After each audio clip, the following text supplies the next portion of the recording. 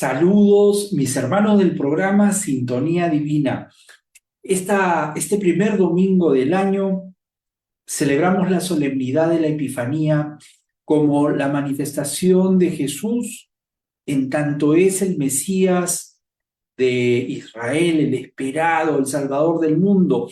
Y en la visita de los Reyes Magos, que en realidad eran magos de Oriente, no eran reyes, según nos narra la profecía, el Evangelio de Marcos, en, en- se representan en ellos las religiones paganas de todo el mundo, que se postran a adorar al Mesías eterno y universal, porque Él es la primicia que se ofrece a las naciones que acogen en Él el misterio de la encarnación y que confirman que la buena nueva ya ha llegado, que la salvación para toda la humanidad, sin distinciones, ha llegado a nosotros. Igualmente, durante esta semana hay que poner mucha atención porque leeremos algunos pasajes del Evangelio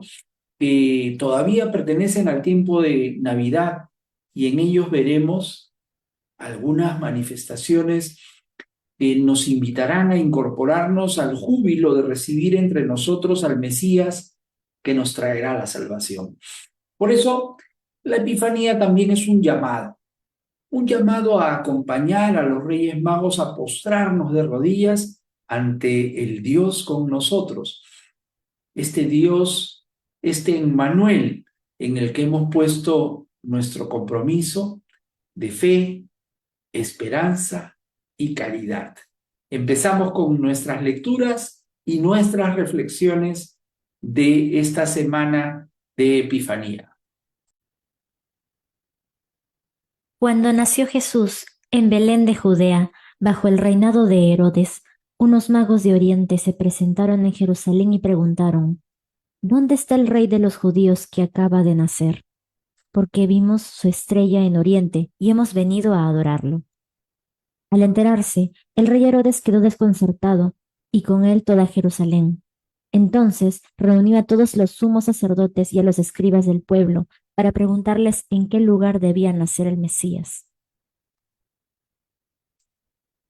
En Belén de Judea le respondieron, porque así está escrito por el profeta.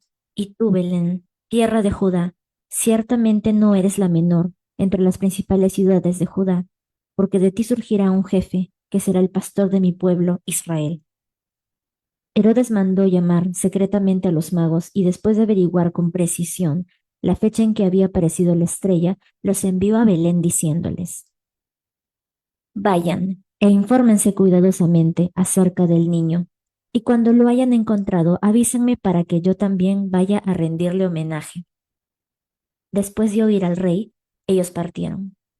La estrella que habían visto en Oriente los precedía hasta que se detuvo en el lugar donde estaba el niño. Cuando vieron la estrella, se llenaron de alegría, y al entrar en la casa encontraron al niño con María, su madre, y postrándose, le rindieron homenaje. Luego, abriendo sus cofres, le ofrecieron dones, oro, incienso y mirra, y como recibieron en sueños la advertencia de no regresar al palacio de Herodes, volvieron a su tierra por otro camino.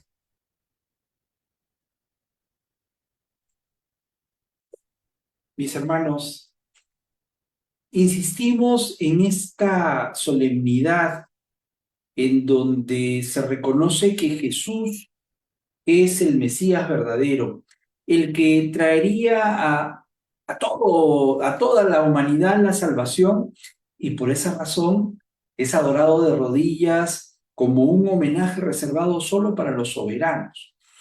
Este homenaje eh, era porque ellos sabían, estos magos de Oriente sabían que era el rey de los judíos.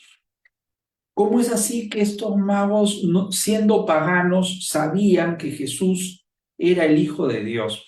Fíjense, en el mundo de la antigüedad ya se habían conocido las profecías y aquellos rasgos que identificarían que Jesús iba a nacer y que iba a nacer en Belén y que iba a nacer de una mujer que era virgen y que inclusive iba a ser adorado. Es decir, en todos los pueblos, no solo del judaísmo, sino también de otras religiones, se esperaba que naciera esta luz en Belén.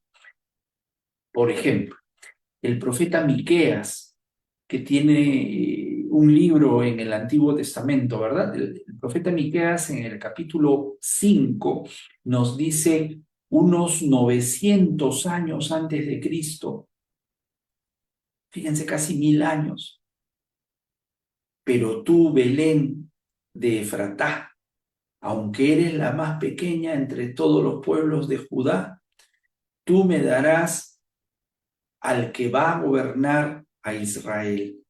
Es lo que acabamos de leer en esta lectura de Mateo.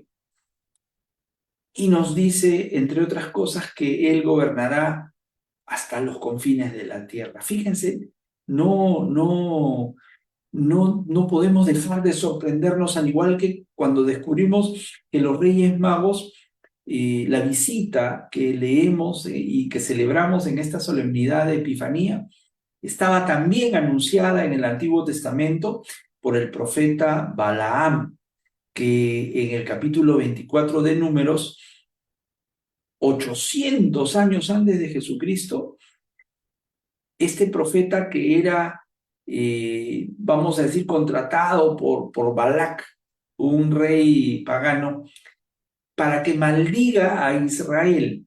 Pero sucede todo lo contrario. Balaam, en lugar de maldecir a Israel, lo bendice, pronunciando que la estrella de Jacob iba a orientar a la adoración del Mesías que iba a nacer para el pueblo de Israel.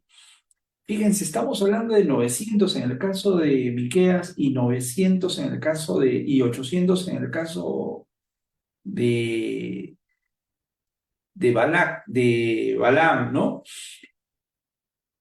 Y también tenemos que citar al profeta Isaías en el capítulo 62. Isaías, pues, es de 800 años antes de Jesucristo. Y justamente es la primera lectura que se hace el día de hoy, domingo, el día de la solemnidad de la Epifanía, que dice, inclusive, describe que con camellos y dromedarios cargados de dones traerán oro e incienso a Jerusalén.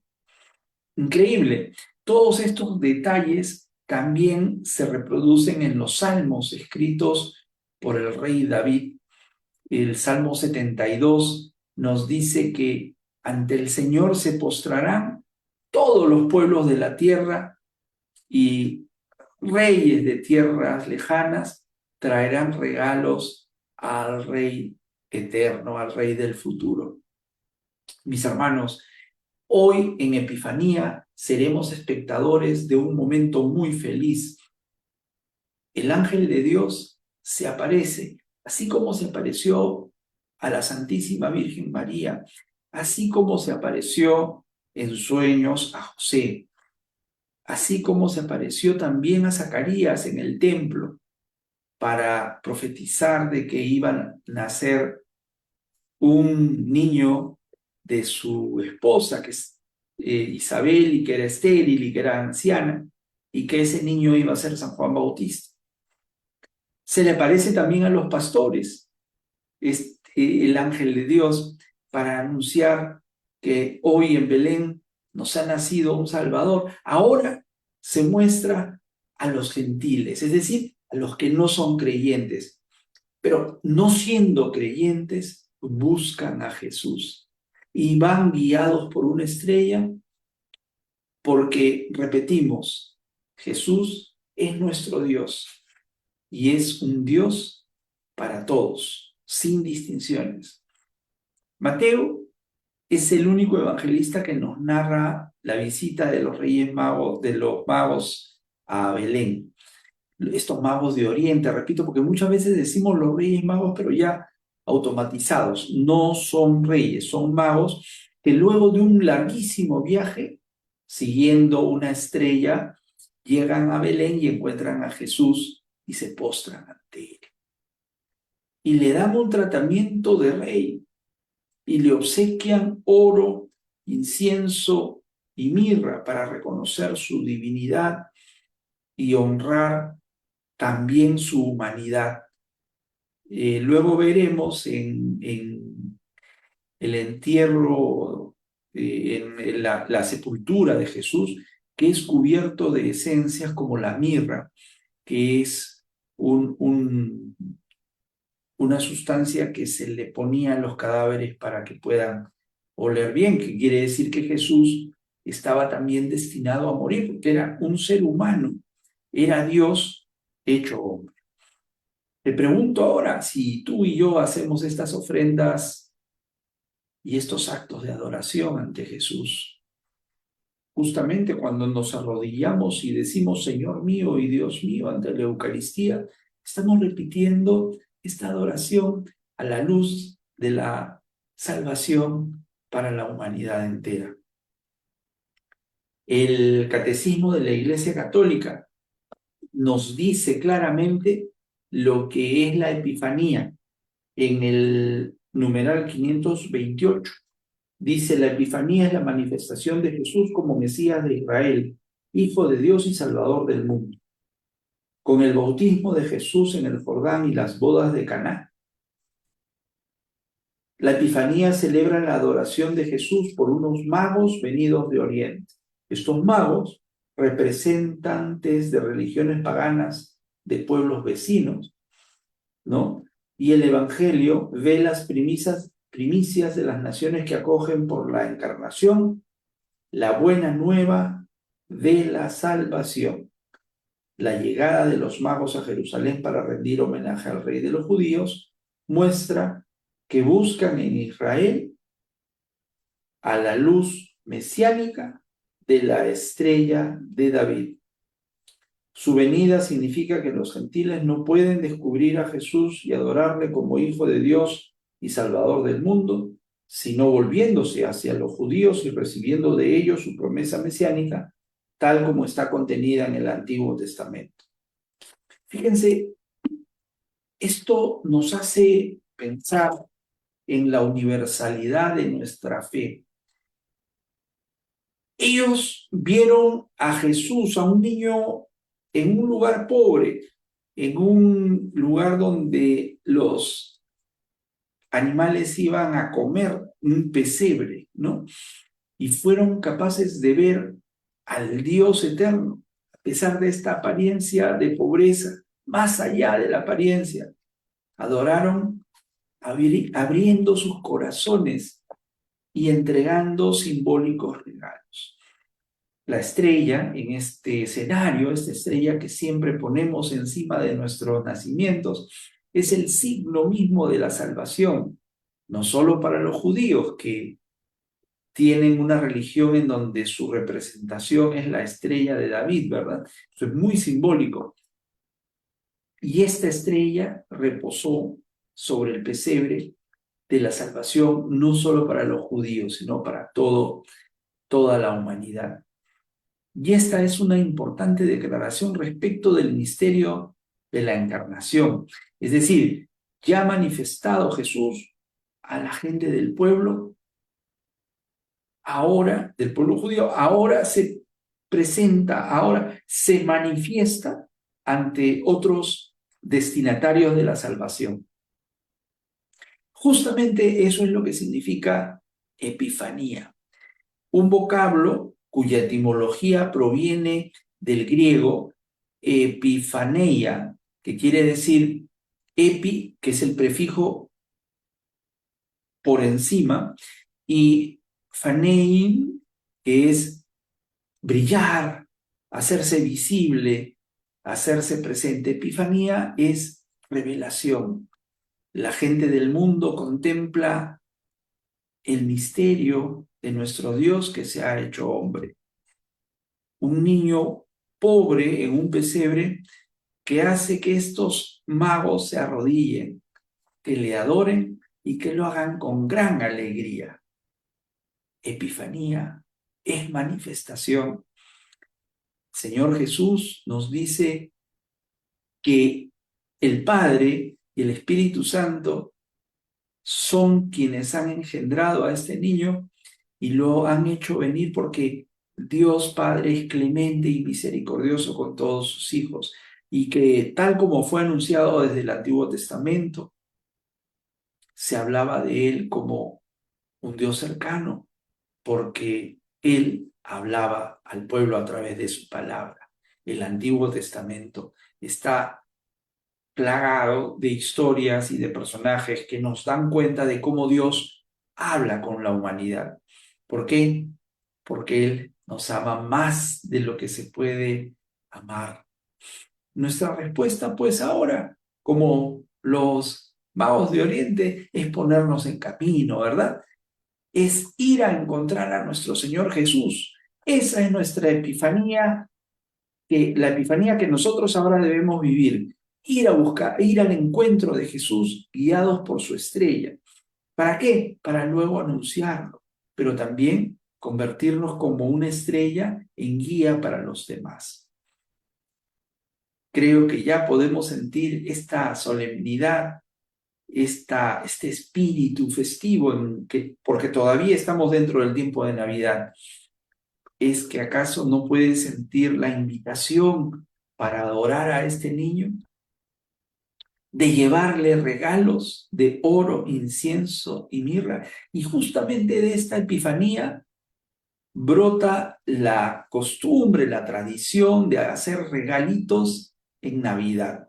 Mira qué bonito, porque así como los Reyes Magos entregan regalos y algunos pueblos celebran el 6 de enero la Epifanía a los santos reyes y entregan los regalos a los niños, como nosotros lo hacemos en la Nochebuena, tenemos que acordarnos que Jesús nos regaló su vida, nos dio su vida como un gran regalo para que vivamos tú y yo felices, convencidos en la fe que profesamos, que viviremos para siempre.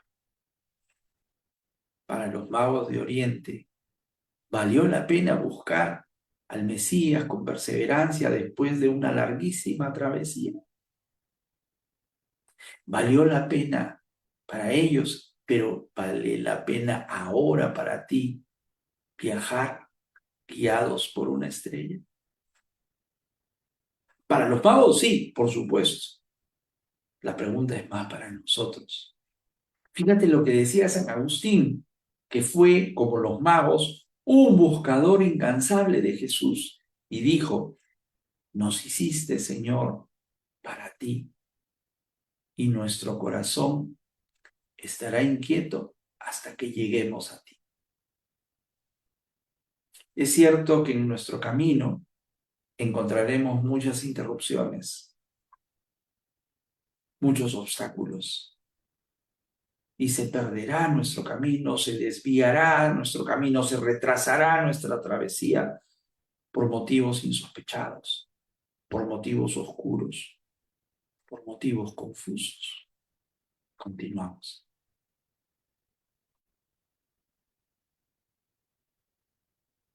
Cuando Jesús se enteró de que Juan había sido arrestado, se retiró a Galilea y dejando Nazaret, se estableció en Cafarnaúm, a orillas del lago, en los confines de Zabulón y Neftalí, para que se cumpliera lo que había sido anunciado por el profeta Isaías. Tierra de Zabulón, tierra de Neftalí, camino del mar, país de la Transjordania, Galilea de las naciones. El pueblo que se hallaba en tinieblas vio una gran luz. Sobre los que vivían en las oscuras regiones de la muerte, se levantó una luz. A partir de ese momento, Jesús comenzó a proclamar: conviértanse, porque el reino de los cielos está cerca.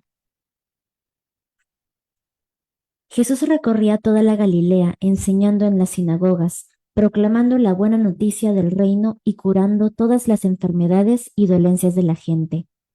Su fama se extendió por toda la Siria, y le llevaban a todos los enfermos, afligidos por diversas enfermedades y sufrimientos, endemoniados, epilépticos y paralíticos, y él los curaba.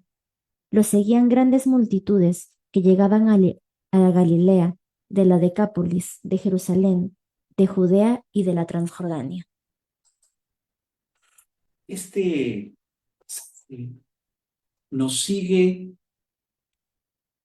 llevando hacia la idea de la Epifanía, cómo Jesús del anonimato salta y se hace famoso y va y cura y predica. Nuevamente nos encuentra la frase de la conversión, esta frase tan bonita, este camino de Jesús y este llamado, esta vocación del cristiano a la conversión permanente. Dice Jesús, conviértanse porque está cerca el reino de los cielos. Esta justamente es la base de la buena nueva, la conversión. ¿Qué significa que el reino de los cielos está cerca? El reino de Dios ya está entre nosotros. Es por eso que está cerca, cerca de ti, cerca de tu corazón, porque Dios no es un Dios lejano, por el contrario.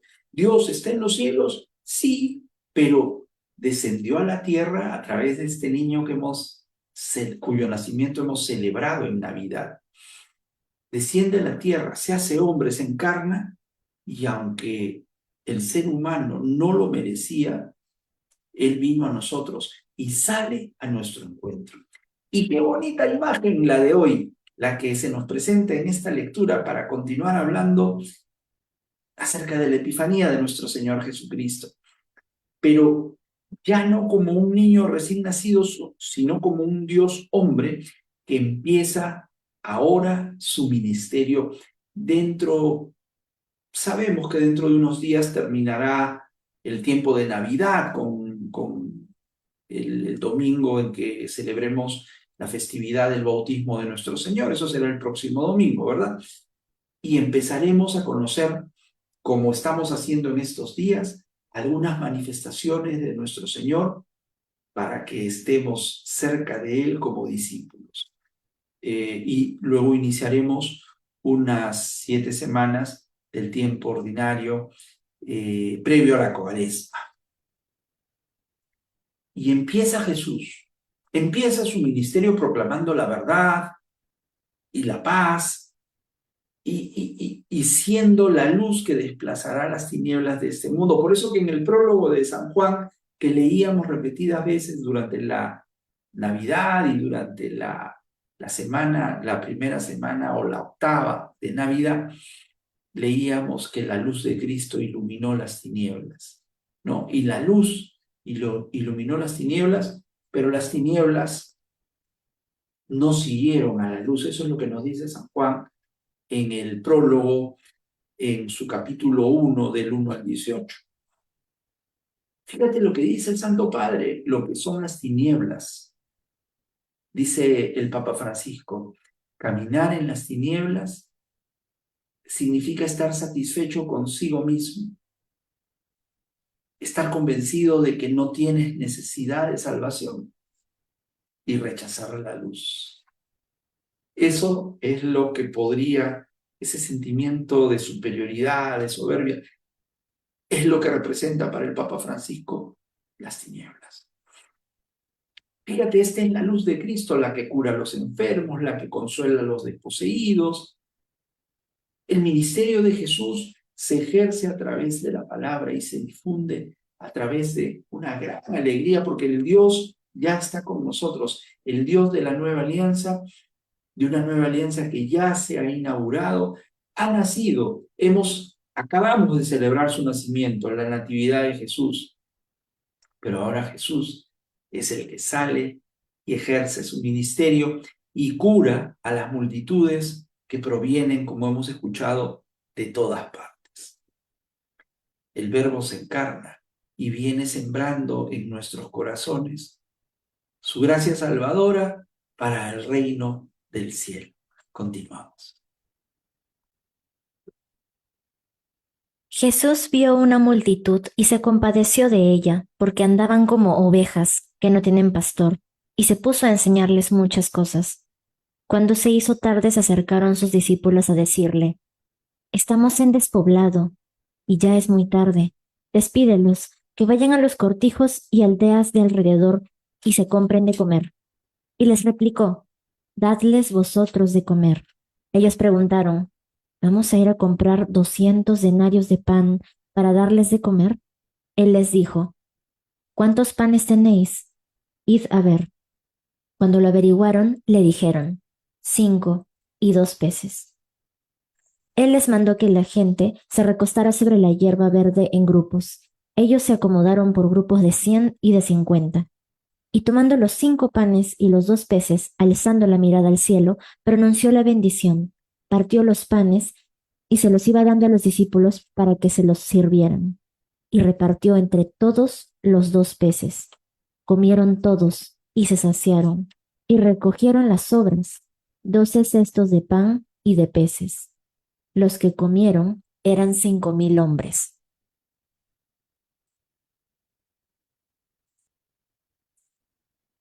Hermanos, esta es una lectura que nos puede suscitar alguna duda de por qué ahora en Epifanía estamos revisando estas lecturas que pueden ser un poco, nos pueden parecer un poco salpicadas. Sí, es cierto, pero esta lectura está muy bien ubicada inmediatamente después de la Epifanía, porque nos muestra a Jesús que se manifiesta sensible a la necesidad de las personas. Esta es la primera multiplicación de los panes y peces que narra el Evangelio de Marcos. Y Jesús hace este milagro por razones de caridad, de compasión, más que la prueba, la demostración de que Él es Dios. Y lo hace para beneficiar a personas que están cerca de Él, personas que han ido siguiéndole y que están cerca de Él porque lo buscan y Él responde a las necesidades de estas personas que lo buscan. Fíjate qué importante este mensaje. El corazón de Jesús, al ver el sufrimiento, el padecimiento, la necesidad de esta gente cercana a Él, siente una infinita compasión porque le parece que fueran ovejas sin pastor. Fíjate, esta gente cómo se desplaza para seguir a Jesús, cómo deja de lado sus necesidades inmediatas para de alimentarse, de beber agua, para seguir al Señor. No sé si te ha pasado alguna vez que hemos tenido la necesidad de alguna enfermedad o de algún acompañamiento a alguien o de comer y beber, pero hemos postergado esas necesidades porque hemos sentido un hambre de Dios que es superior a nuestras necesidades humanas. ¿Nos ha pasado acaso que hemos postergado nuestro yo, nuestra conducta, nuestras inclinaciones, nuestra impaciencia, nuestro carácter para atender y entender el Evangelio? Y Jesús es súper consciente de que esta gente había dejado de lado sus necesidades básicas porque ansiaban tener a un pastor que no tenían. Y nos da un ejemplo muy claro que Él no abandona nunca a sus discípulos. A ti y a mí no nos abandonará si nos acercamos a Jesús como esta gente y nos proveerá el alimento, el alimento para nuestras almas y también para nuestros cuerpos. Cubrirá todas nuestras necesidades porque Jesús ama a todo aquel que lo deja todo por seguirlo. Y aunque físicamente parezca una tarea imposible, lo es. Multiplicar panes y pescados es una tarea imposible físicamente, pero el amor lo puede todo. El amor todo lo soporta. El amor todo lo alcanza, como diría Pablo. Por esta razón, Este es un milagro cargado de significado transformador para la humanidad. No solo es un milagro, también tiene un alto significado porque es una epifanía para ti y para mí, porque nos cuestiona acerca de la capacidad que podemos tener tú y yo de multiplicar los bienes, pocos o muchos, que poseemos para ponerlos a disposición de las multitudes más necesitadas. En otras palabras, este es un mandamiento de amor con los más necesitados que Jesús nos está mostrando sin expresar exacta o literalmente estas palabras. Observa también que hay un gran simbolismo detrás de que Jesús no los hace ponerse en fila o en cola, como decimos aquí en Perú y en otros países de nuestra América, sino los hace sentar en pequeños grupos, en pequeñas comunidades, para que puedan sentarse, conversar, compartir, descansar y alimentarse. Notarás que este es un momento clave y también es clave el momento en que Jesús hace la invocación al Padre, porque antes de realizar la multiplicación, invoca, levanta sus ojos al cielo y hace oración. Fíjate, antes de repartir esta comida aparentemente escasa, la oración hace que alcance para miles de personas. En este milagro creo que podemos visualizar fácilmente que se trata de una protoeucaristía, ¿no? Una Eucaristía adelantada al tiempo en que Jesús más adelante nos hablará del pan de vida en el capítulo 6 de Juan y luego en la última cena nos hablará también en el especial Evangelio de Juan, nos narrará en la última cena esta Eucaristía que se instituye el día de Jueves Santo. Pero reparemos en este reparto gratuito. Es la gracia de Dios que alcanza para todos los pueblos de la tierra, para que podamos tener la vida eterna. Después de haberse saciado los 5000 hombres, Jesús enseguida apremió a los discípulos a que subieran a la barca y se le adelantaran hacia la orilla de Bethsaida, mientras él despedía a la gente. Y después de despedirse de ellos, se retiró al monte a orar. Llegada la noche, la barca estaba en mitad del mar, y Jesús, solo en tierra. Al ver que remaban muy penosamente porque tenían viento en contra, cerca de la madrugada fue hacia ellos caminando sobre el mar e hizo como si pasara de largo. Ellos, viéndolo andar sobre el mar, pensaron que era un fantasma y dieron un grito, porque todos lo vieron y se asustaron.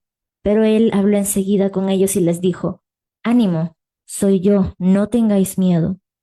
Entró en la barca con ellos y amainó el viento. Ellos estaban en el colmo del estupor, pues no habían comprendido lo de los panes, porque tenían la mente embotada. Interesante este momento, justamente posterior a la multiplicación de los panes y los peces, ¿no? Jesús hace una invitación a los discípulos para que se embarquen y que lo esperen en la otra orilla. Él los había sentido un poco aturdidos, un poco desorientados por lo que acababan de presenciar con la multiplicación de los panes y como que necesitaban procesar este milagro. No nos olvidemos, hermanos, que estos discípulos no tenían mucho tiempo de estar caminando con el Señor, estaban todavía iniciando su discipulado y el Maestro los había desconcertado con este milagro y todavía no sabían qué interpretación darle. se habían probablemente quedado en el prodigio de la multiplicación y no en todo el contenido de caridad y de comunidad, etc. Había Jesús invitado a que se embarquen los discípulos porque él había decidido despedir a la gente que se había alimentado, que dice que solamente contando los hombres eran 5.000. Y también se había dispuesto a ponerse en oración. En realidad Jesús tenía una vida que estaba caracterizada por un constante diálogo con el Padre, ¿no? Pero mis hermanos, Epifanía también es asustarnos y asombrarnos con los acontecimientos que provienen de nuestro Padre y de nuestro hermano Jesucristo y del Espíritu Santo, y a los que nosotros no podemos dar la explicación alguna. Estos acontecimientos que no tienen razonablemente una justificación, una explicación científica, y hasta se nos ocurre muchas veces que podemos estar viendo fantasmas, apariciones.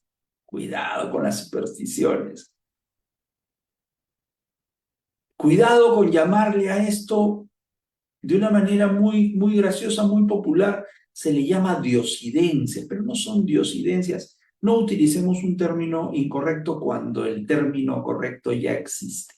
Es la providencia, porque por providencia Dios sabe lo que tú necesitas y te lo pone en el camino y se te manifiesta y se te entrega. El Señor responde siempre con una frase que no debemos olvidar. Probablemente, como hemos dicho ya muchas veces, te debes acordar que es la frase a la que se recurre mucho tanto en el Antiguo como en el Nuevo Testamento. Ánimo, yo soy, no teman. Jesús vio desde lejos los afanes, la desesperación, las fatigas de los discípulos que estaban navegando y remando con el viento en contra, dice la lectura. ¿Y qué podemos decir de esto? Que muchas veces el viento en contra no nos deja avanzar en nuestro camino. Ya te estarás imaginando cuál es el viento en contra en nuestros caminos, ¿verdad? Y justamente esta es una epifanía también, para que tú te identifiques con esa barquilla que no puede avanzar por estar con el viento en contra, y como en toda circunstancia en donde el viento en contra es el pecado,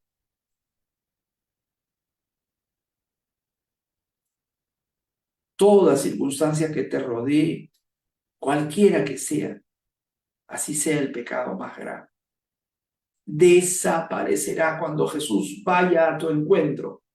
Jesús, que está en oración, se dio cuenta que los discípulos tenían mucha desesperación, susto por el mar que estaba embravecido un poco por el viento en contra, y sale al encuentro y dice: ánimo, ánimo, no teman, soy yo.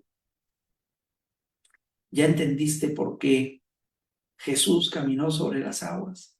¿Por qué este prodigio que los discípulos contemplaron al ver algo que físicamente es un imposible, ¿verdad? Y esta manifestación de Jesús, esta manifestación fantasmal, ¿no?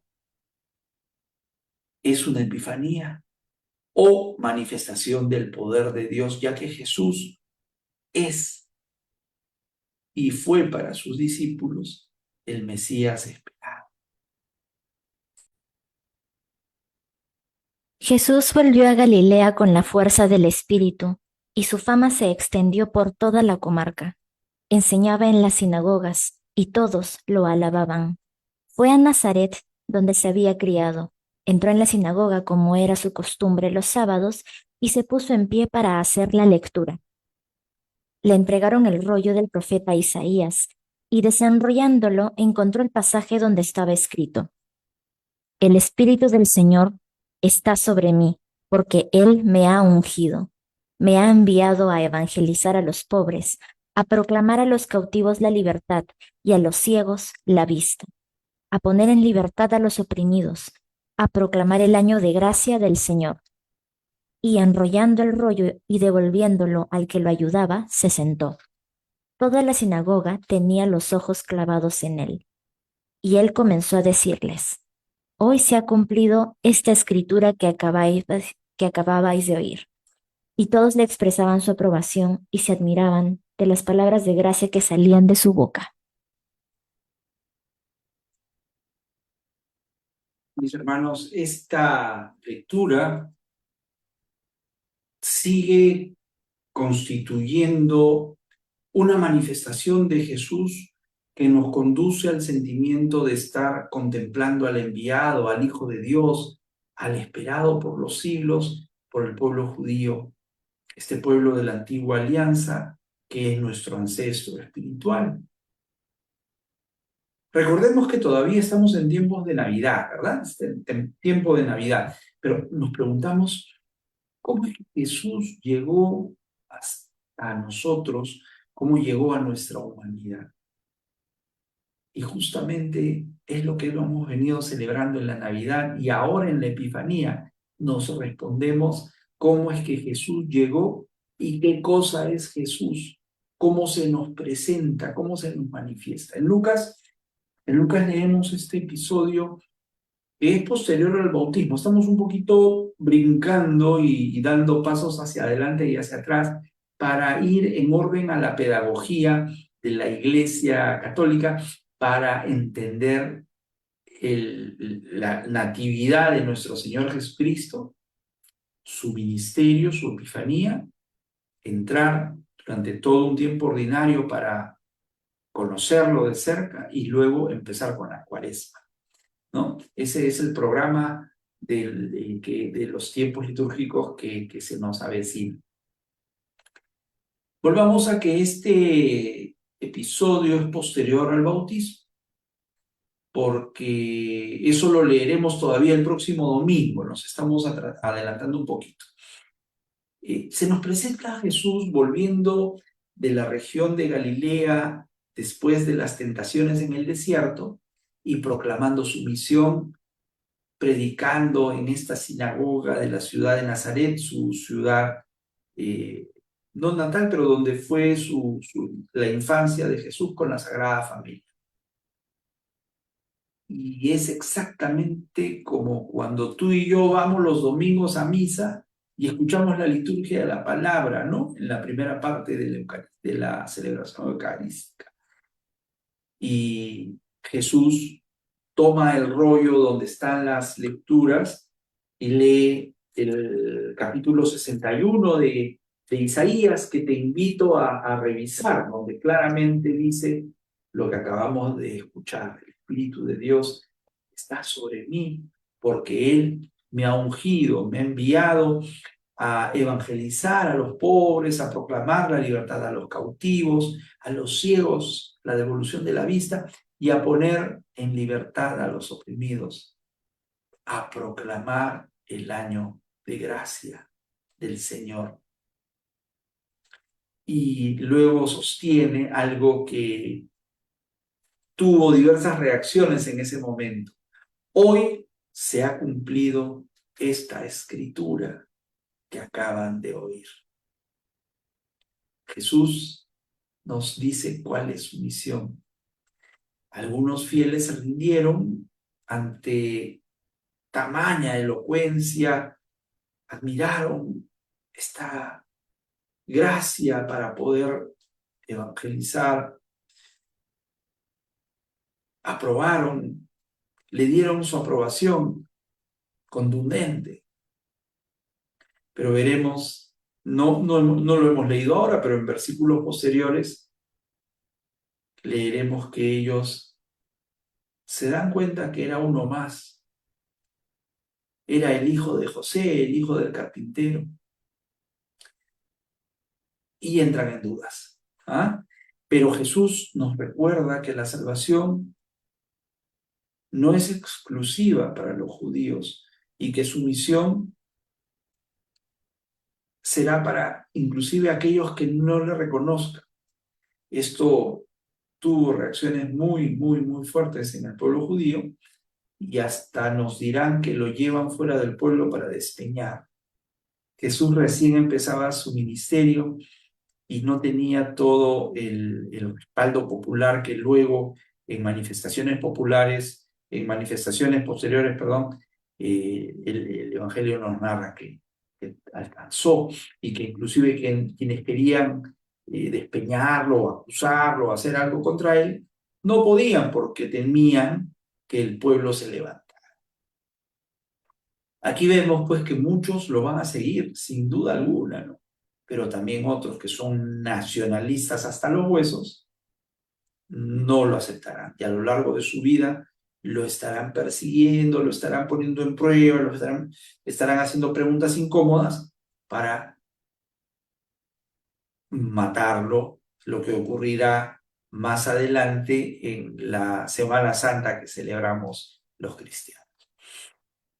Ante este episodio, en donde hay un rechazo, no lo hemos leído, pero luego hay un rechazo, Jesús es rechazado, según nos dice Lucas, pero él seguirá adelante con su misión, haciendo milagros, haciendo curaciones, haciendo prédicas que han sido recogidas por los evangelios. Esta semana seguimos entonces con todos los rasgos epifánicos de Jesús.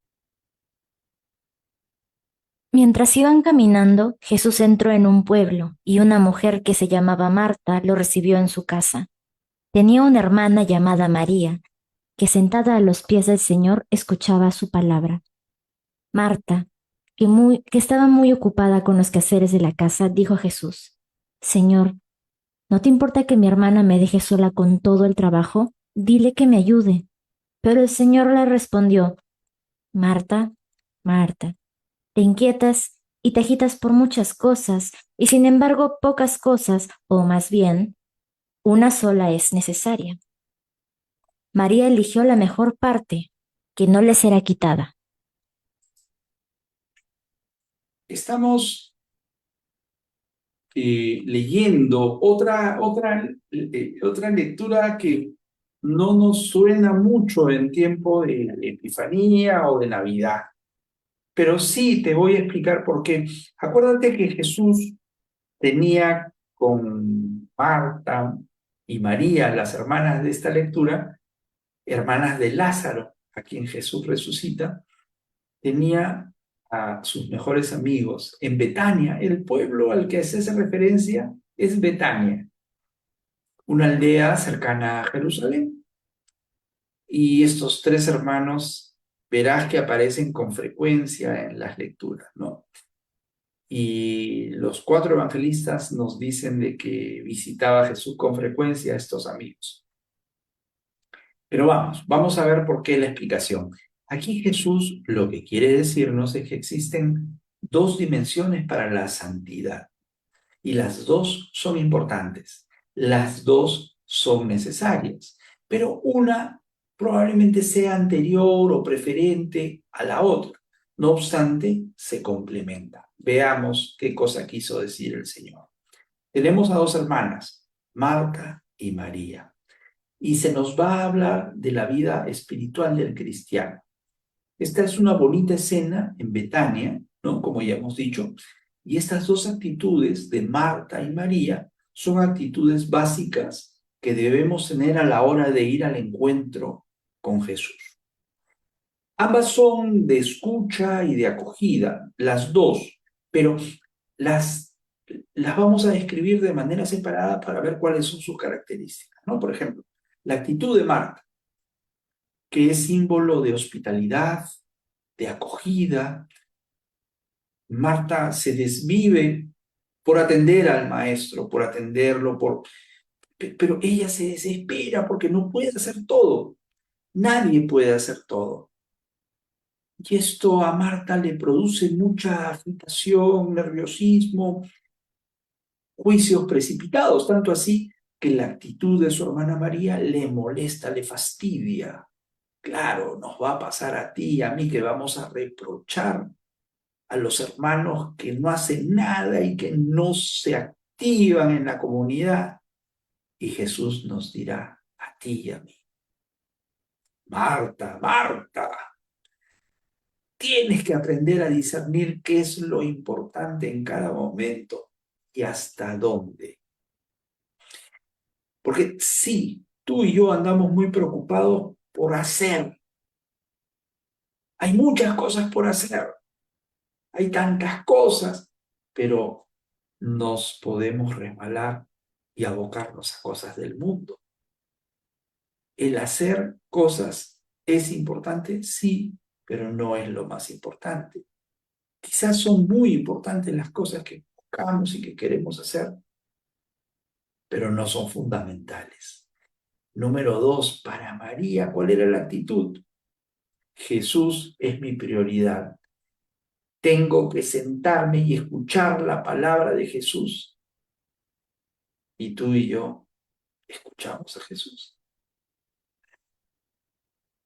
Tenemos que motivarnos para poner oídos atentos a la escucha de Jesús, que muchas veces nos habla a través de su palabra, pero también nos habla a través de los hermanos que nos rodean.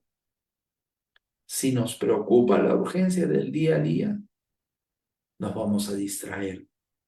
Nos resultará muy difícil escuchar desde el fondo de nuestro corazón con una escucha activa como la de María.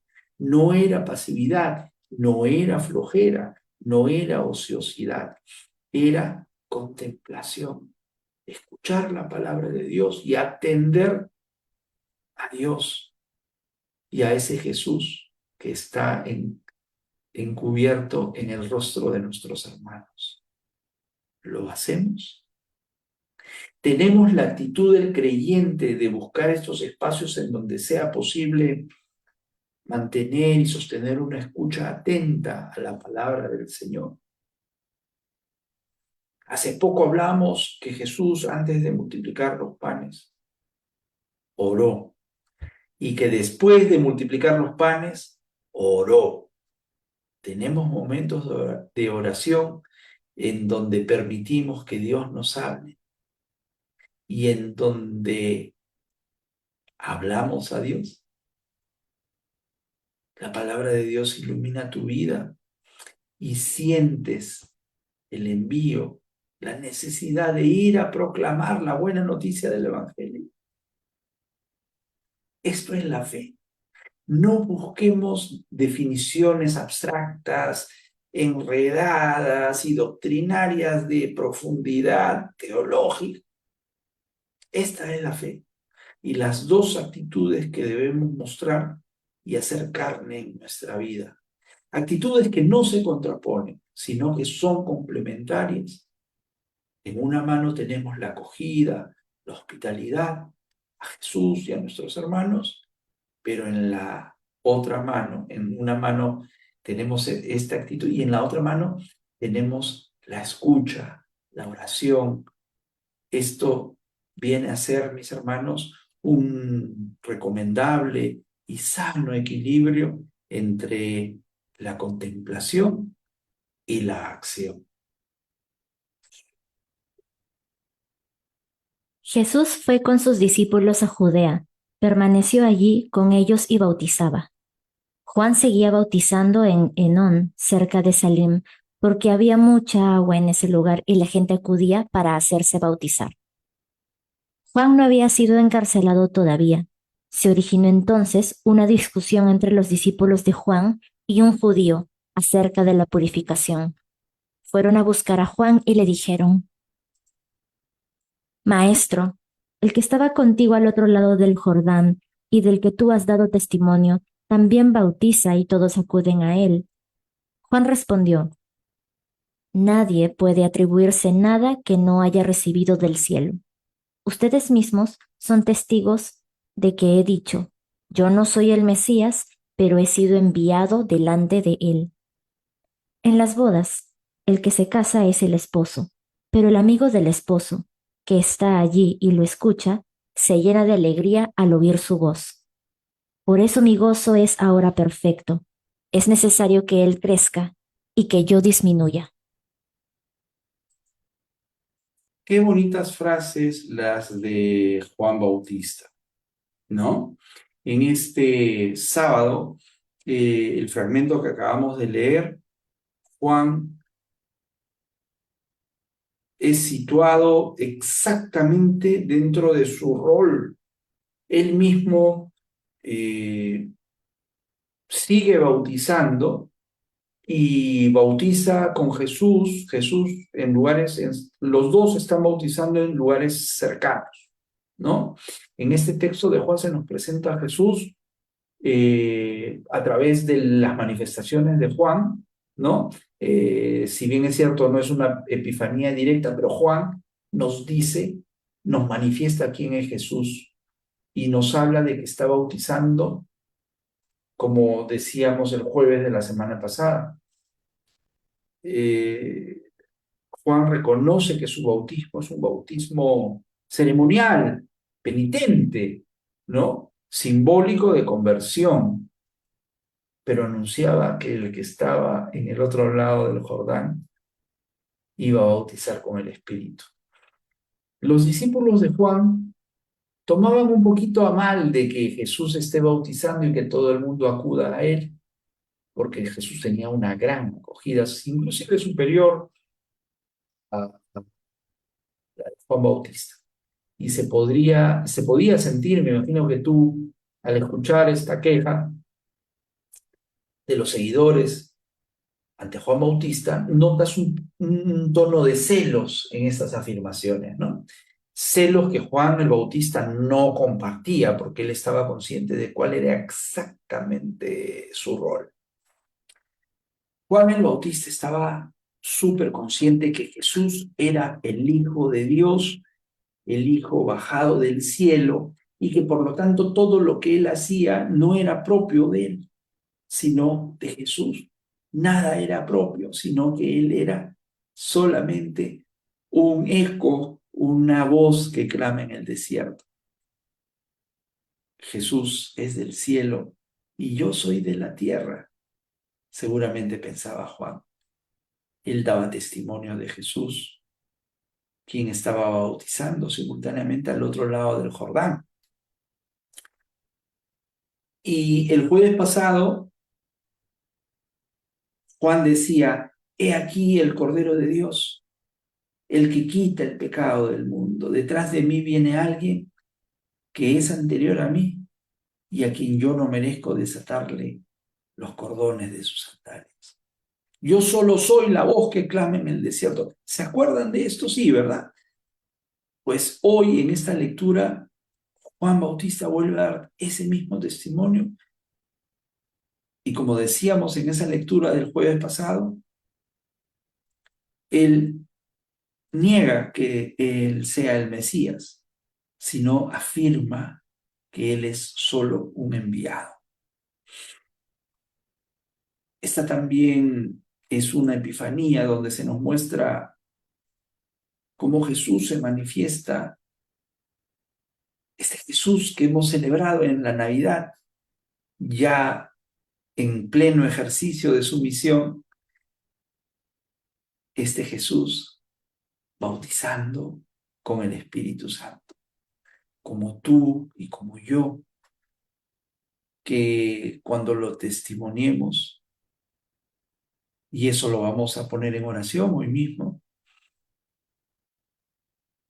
como Juan Bautista.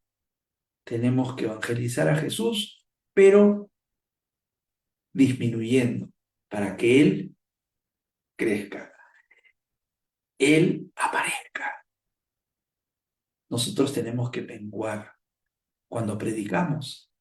No predicamos de nosotros mismos o por nosotros mismos, no. Nuestros oyentes tienen que saber que predicamos a Jesús, predicamos al Hijo de Dios, predicamos a nuestro Salvador y que nosotros solo somos un instrumento de Él. Y este es el sentido de nuestro programa Sintonía Divina Y por eso hacemos nuestra oración final, diciéndole a Dios que, Señor, perdónanos porque es posible que nos falte esa grandeza que tuvo Juan Bautista y que a veces nos creamos importantes y que nos permitamos hablar de Cristo, pero sin tener esa humildad. Te pedimos, Señor, ahora en esta semana de Epifanía, en donde Cristo se ha manifestado a todo el mundo, que seamos capaces de hablar de Jesucristo, pero no aplicando nuestras ideas, nuestros sentimientos, nuestras propias palabras, sino nos ponemos a tu disposición para que nos inunde el Espíritu Santo y el Espíritu Santo hable por nosotros. Que seamos capaces de comprender las palabras de nuestro Señor y que seamos simplemente vicarios de un mensaje que no es nuestro, sino en representación de nuestro Señor Jesucristo. Es necesario que yo disminuya, es necesario que yo mengüe para que Jesucristo crezca. Es necesario que yo calle para que no se escuche mi voz, sino que se escuche la voz del Espíritu. Amén. En el nombre del Padre, y del Hijo, y del Espíritu Santo. Amén. Mis hermanos, sigamos disfrutando de una feliz Navidad. Estamos todavía en tiempo de Navidad y empezamos ya con la semana que va a terminar en el bautismo de Jesús.